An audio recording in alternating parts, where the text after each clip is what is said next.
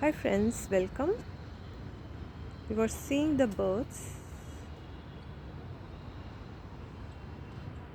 which came to drink water in the garden,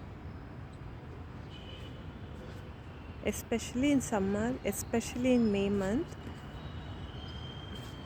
I used to fill the water in the garden and keep it for birds like this in the big container. If it is small container, the water become hot and it won't take the water.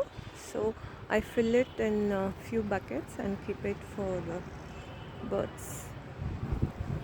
So you can see the bird. See, it opened its mouth and it is needs water. It will drink. Thanks for watching, friends.